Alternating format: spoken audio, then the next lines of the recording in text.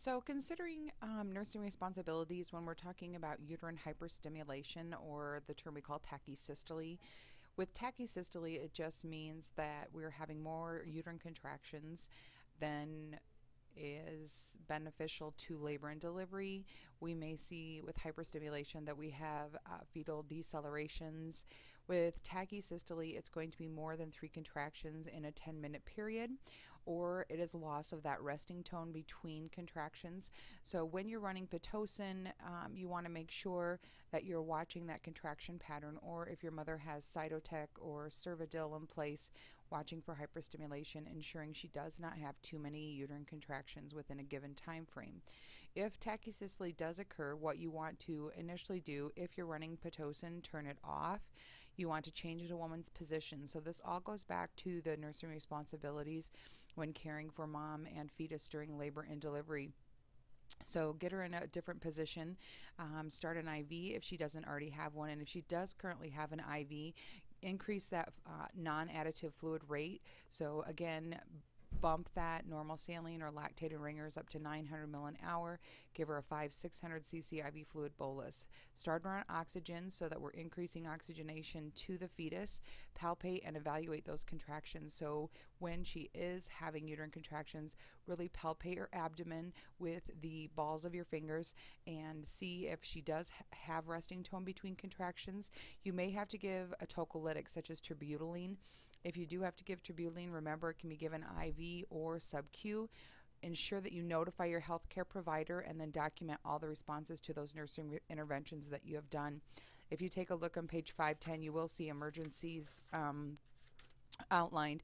But when you think about OB emergencies, really one of the biggest ones that you will encounter probably is hyperstimulation or tachysystole.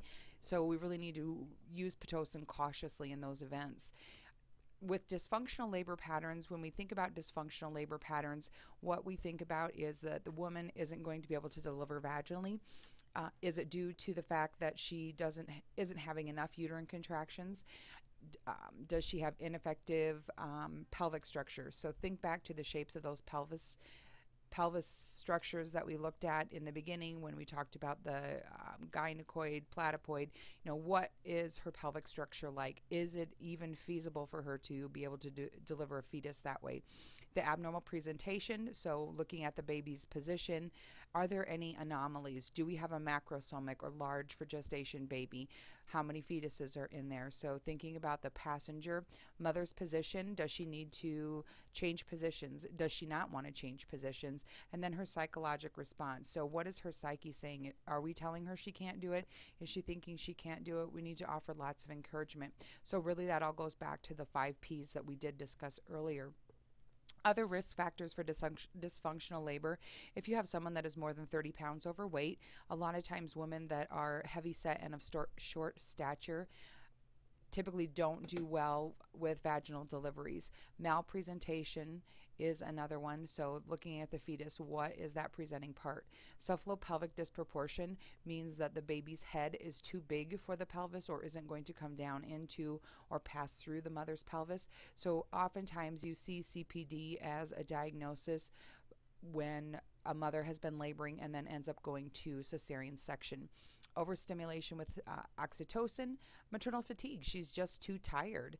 She's afraid. She doesn't want to push anymore, or inappropriate timing of analgesic or anesthetic. So if we give those epidurals too soon, we can see prolonged or dysfunctional labors. So making sure that that mom is in good active labor prior to administration of the epidurals. Hyperactive patterns with hypoactive patterns. So when you're looking at this slide, right here you can see tachysystole. So we have a loss of that relaxation. Contractions are coming too frequently.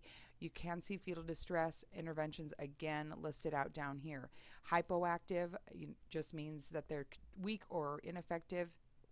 Maybe they'll stop, maybe she's in false labor. But what we can do to try to help her increase those: ambulation, hydrotherapy, enema, stripping of membranes or artificial rupture of membranes. That is going to be done by your physician. Nipple stimulation or starting of oxytocin is another option.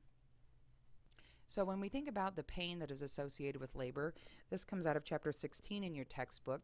When we're thinking about pain, there are many different sources of pain. So they can come into play throughout different parts of labor and delivery. When we're thinking about the effects of pain, we need to figure out where the pain is coming from. So, dilatation and stretching of the cervix, that definitely plays a part in the pain. The reduced uterine blood supply during contractions. So, when you have compression of arteries, that will cause increased pain. So, when you think about compression of arteries, thinking about like a muscle strain or muscle cramping, pressure of the fetus on the pelvic structures. So, as the baby's head starts to descend further into the pelvis, we can see pain associated with that. And then stretching of the vagina and the perineum. When we're thinking about pain alternatives, in first stage, really we're going to use probably like a systemic analgesic. So maybe IM or IV medications such as Nubain, Stadol, and then mix a little Phenergan in with that to help with relaxation and sleep. Remember that those meds are going to cross the maternal blood brain barrier as well as the placental brain or placenta barrier.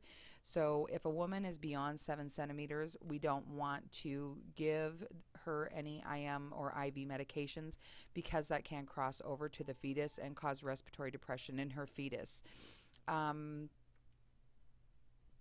Typically in the early stages of labor, pain is going to occur with contractions, and then as labor progresses, she's going to start experiencing pain from the above listed mechanisms. In the second stage of labor, it's a more somatic pain. It's very sharp, it's intense, it's burning, it's very well localized to her perineum because so that's where all the stretching is, that's where the pressure is from the fetus. So during the second stage of labor, while she's pushing in, preparing for delivery, that's going to be a very sharp, intense pain, where the other pain can be, more radiating. We can see it referred to her back, her abdominal walls, her inner thighs, the glutes. So lots of different areas for pain. Factors that are going to influence pain and how our mom perceives pain and deals with pain. So what is her pain tolerance? With pain threshold, it's similar, but people's reaction to pain is very different. And pain tolerance is really how much can she tolerate? What is she going to be able to endure? We need to make sure that her cervix is ready for labor and delivery, ready for induction. So is she dilating? Is she effacing? What does that cervix feel like? Again, looking at her pelvic size and shape, her labor intensity and length. We see people that have very precipitous labors, those that last very short period of time. They're usually very, very hard, intense labors, but they're over very quickly. So we want to pay attention to the intensity and length of her labor and delivery. Obviously, the longer the labor goes on, the more fatigued she's going to be. When she feels fatigue causes increase in pain. So thinking about that. Fetal presentation, is she OP? Is the fetus OP? So is the baby sunny side up with its back to mom's back? A lot of times we see increased back pain in that occiput posterior position. So if the woman starts to lose control, we want to be at her side to help her regain that control. So getting in her face, letting her know we're here, letting her know we're going to support her. So other things, culture, anxiety and fear, previous experiences. We know that with previous experiences, we can recall those experiences and bring those to the forefront and feel like this is going to increase the pain that we're going to have now. Hopefully she has a good support system, so someone there to support her during the labor and delivery, and then thinking about those interventions. We need to be there at her side helping her get through this. Nursing interventions, things that we can do. We want to provide maximum pain relief while maintaining maximum safety. So with relaxation, think about breathing techniques that will allow her to rest and conserve her energy. With relaxation, focus that attention on a focal point or object that's going to help her provide distraction.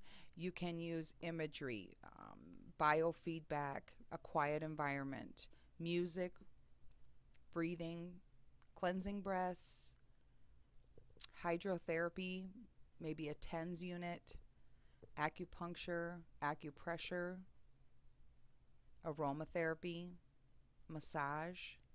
So lots of different things that are out there.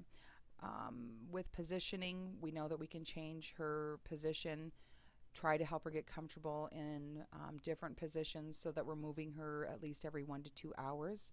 With that skin stimulation, the effleurage is a light stroking of the abdomen in rhythm with breathing and contractions. It does help provide distraction.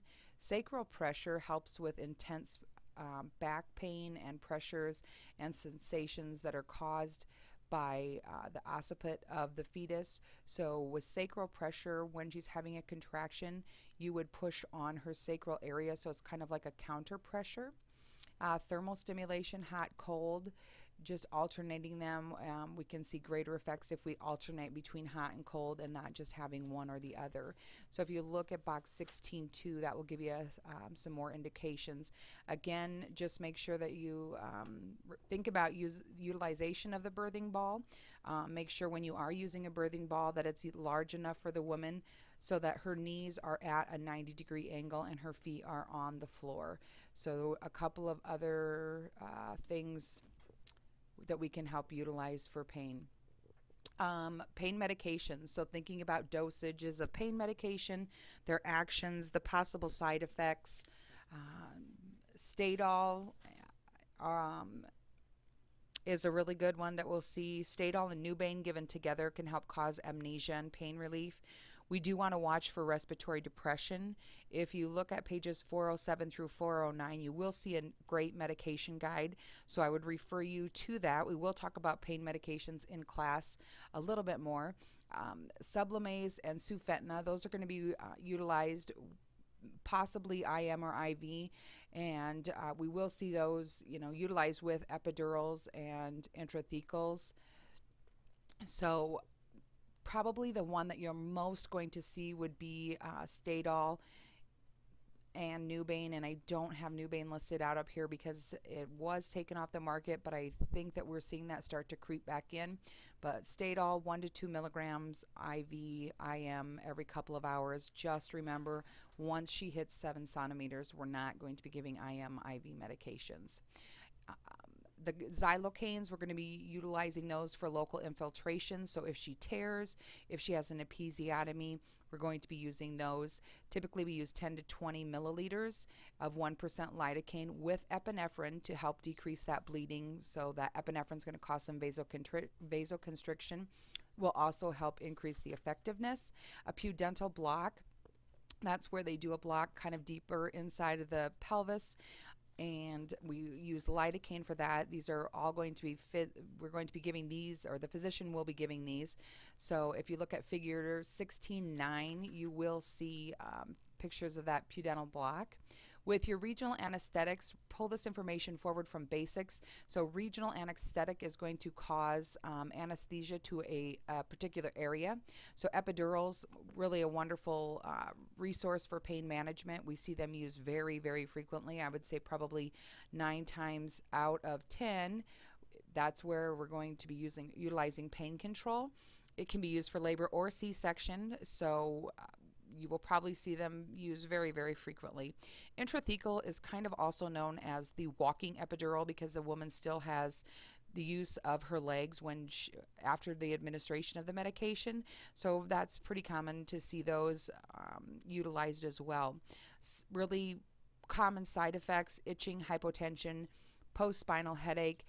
When we are managing these, remember we do need to still continue to watch her for respiratory depression because we don't want that epidural to creep up and have any effects on her diaphragm.